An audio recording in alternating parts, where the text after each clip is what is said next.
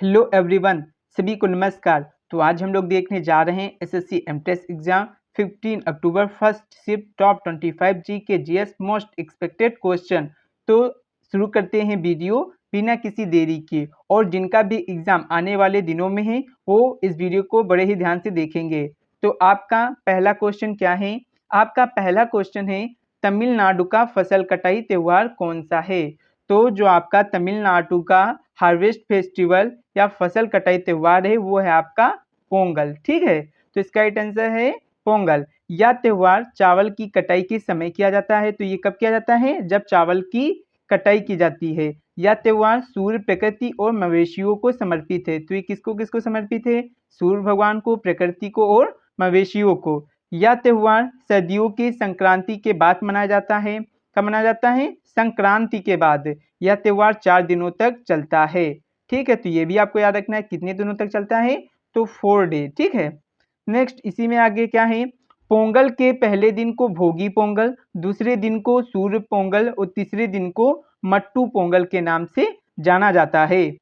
ठीक है, तो आप और आपका जो चौथा है उसको किस नाम से जाना जाता है? कन्नम पोंगल से नाम से जाना जाता है। तो इन बातों को भी आपको याद रखना है कि पोंगल का कौन सा दिन किस नाम से जाना जाता है। पहला दिन भोगी पोंगल, दूसरा दिन सौर पोंगल, आपका तीसरा दिन मट्टू पोंगल और चौथा दिन कन्नम पोंगल के नाम से भी जाना जाता है। नेक्स्ट आपका अगला क्वेश्चन क्या है? भारत की स्वतंत्रता आंदोलन की ग्रैंड ओल्ड लेडी के नाम से कौन जानी जाती हैं? ये आपको बताना था। तो जो अरुणा आसफ अली जी हैं ये स्वतंत्रता आंदोलन की ग्रैंड ओल्ड लेडी के नाम से जानी जाती हैं। ठीक है, अरुणा आसफ अली एक भारतीय स्वतंत्रता सेनानी और क्या थी? कार्यकर्ता थी।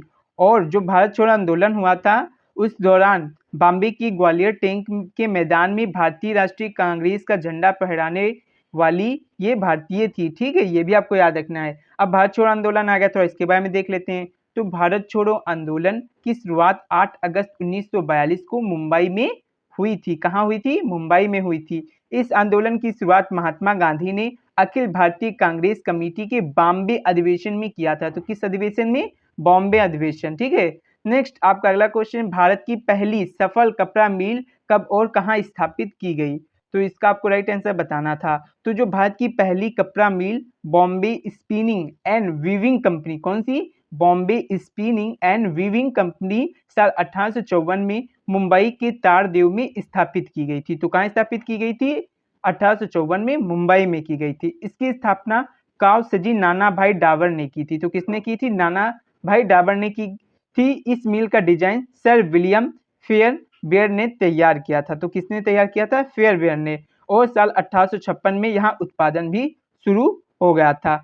और अगर पूछा जाए अहमदाबाद की जो पहली सूती कपड़ा मिल है वो कब खोली गई? तो ये खोली गई थी 1861 में। ठीक है, इसकी स्थापना किसने की थी? तो इसकी स्थापना की थी अहमदाबाद के एक उद्यमी थे राव बहादुर रणछोड़लाल छोटेलाल द्वारा की गई थी।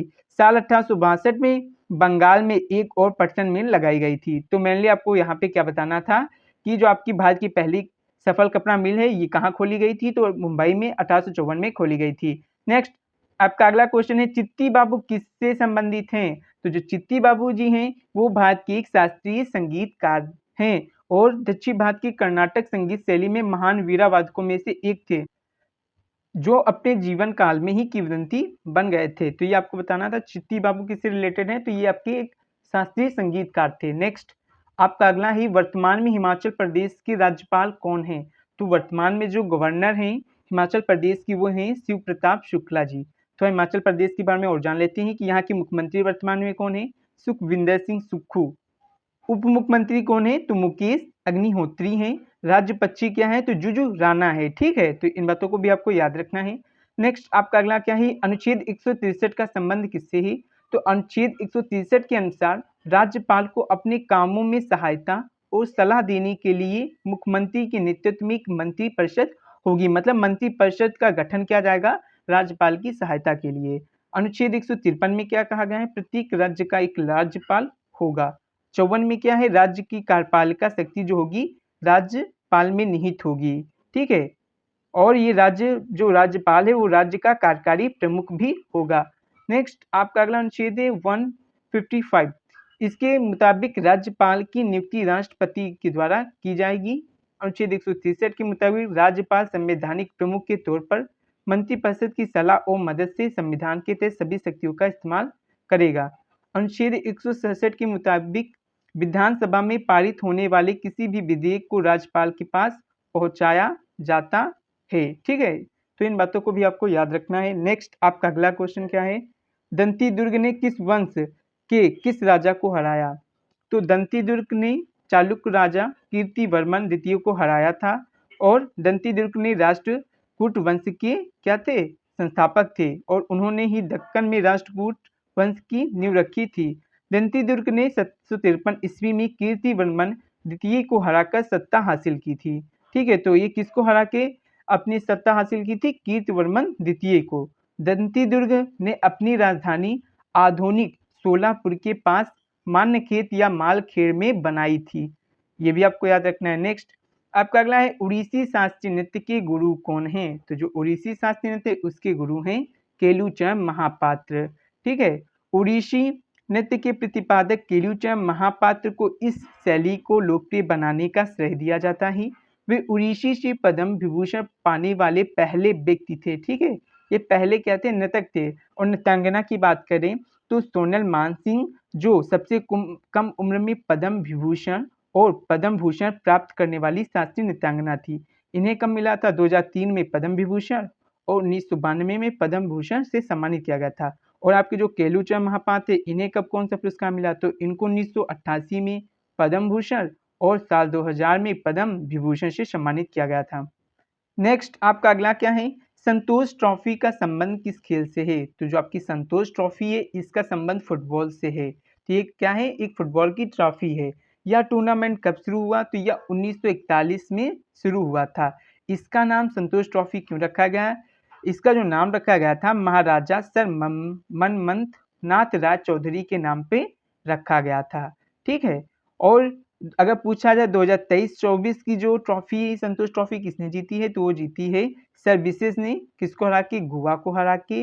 और 2022-23 की किसने जीती है? तो कर्नाटक ने जीती थी मेघालय को हरा के। ठीक है, नेक्स्ट आपका अगला क्वेश्चन क्या है, प्रमुख फसल कटाई त्योहार के बारे में देख लेते हैं। जैसे पोंगल कहाँ का फसल कटाई त्योहार है? तो ये आपका तमिलनाडु का त्योहार है।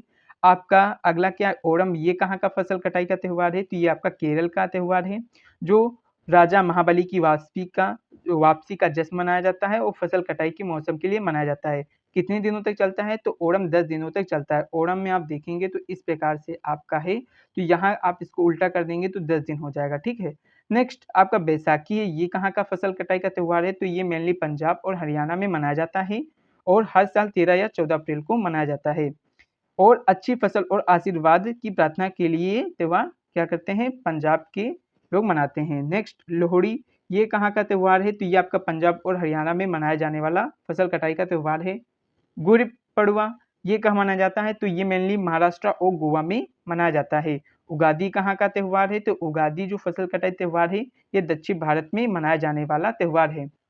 और जो उगादी है इसी को कर्नाटक में नए साल के तौर पे मनाया जाता है। ये भी आपको याद रखना है। ठीक है, नेक्स्ट आपका अगला है, राज्य के जो नीति निर्देशक सिद्धांत थे किसके सिद्धांत से प्रेरित थे? तो ये आपके थे गांधीवादी विचारधारा से प्रेरित। ठीक है, तो आपके राज्य के नीति निर्देशक सिद्धांत थे वो गांधीवादी विचारधारा से प्रेरित थे।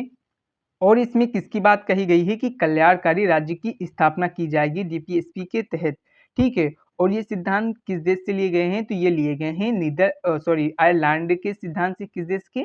आयरलैंड के संविधान से लिए गए हैं। और कौन से भाग में है? तो 4 नंबर भाग में है। और अनुच्छेद कौन सा है? तो 36 से 51 है। और अगर पूछा जाए अनुच्छेद 37 में क्या है? तो 37 में इसके अनुप्रयोग के बारे में बताया गया है। 36 में इसकी परिभाषा बताई गई है। 38 में क्या है? सामाजिक, आर्थिक और राजनीतिक न्याय सुनिश्चित करने के बारे में बताया गया है। ठीक है, 39 ए में क्या है? तो सभी को निःशुल्क कानूनी सहायता प्रदान की जाएगी, इसके बारे में बताया गया है। 40 में जो ग्राम सभा इसके क्या है? ग्राम पंचायत की स्थापना के बारे में बताया गया है। आपके 44 में क्या है? तो समान नागरिक सिविल संहिता के बारे में बताया गया है।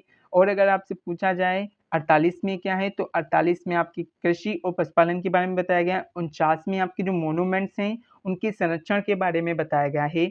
50 में आपका कार्यपालिका न्यायपालिका का पृथक्करण बताया गया है। 51 में अंतर्राष्ट्रीय शांति और सुरक्षा के बारे में बताया गया है। और 51 ये आपका मौलिक कर्तव्य से जुड़ा हुआ है। तो इन बातों को आपको याद रखना है। तो इसी के साथ ये वीडियो यहीं पे समाप्ति। अगर वीडियो अच्छी लगी हो तो लाइक करें, सब्सक्राइब करें एंड शेयर करें। पीडीएफ लेने के लिए डिस्क्रिप्शन में दी गई टेलीग्राम की लिंक पे क्लिक करके ज्वाइन करें।